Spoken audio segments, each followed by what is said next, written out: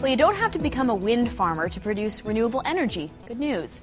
And this morning's Living Green segment, Eric Cotton joins us here in the studio to explain some benefits of using solar energy. And I was just saying, is it possible in the winter even to have enough sun here in Indiana to use solar energy? That's right, Laura. In Germany, they spend billions of dollars on solar, and their climate is for solar is no better than it is in Alaska. So here in Indiana, we actually have really good solar resources. In fact, in southern Indiana, our summer sun is almost as good as it is in Florida. Really? And now, people, you were saying that like in the 80s, solar energy became very popular, and the panels on houses or in the yard. Is that still how you would get the energy into your home? Yeah, so basically you use solar modules or solar collectors to collect either heat or electricity from the sun, and you feed that back into the home or business. And can it be used, can it be interconnected with the utilities so that that's the way you would get your energy instead of spending? Yeah, absolutely. Most solar systems today are interconnected directly with the utility company, so when the sun is shining, it feeds your house, you get electricity. If you're using more than you need, then you get the balance from the utility company. If you're producing more power than you're using, then you get to sell that back to the utility company.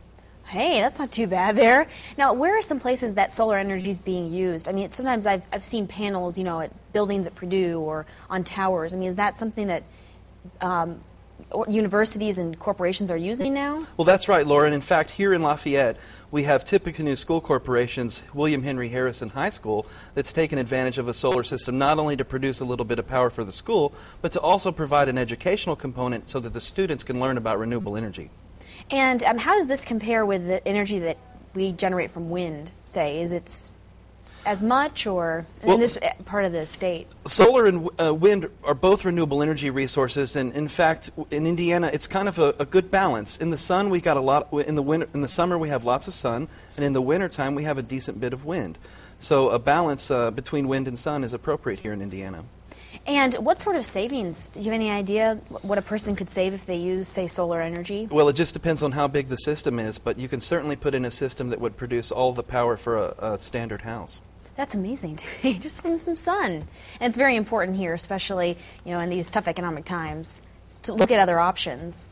Well, you know, our energy security is, and the expense that energy is going to present to us in the future is very important.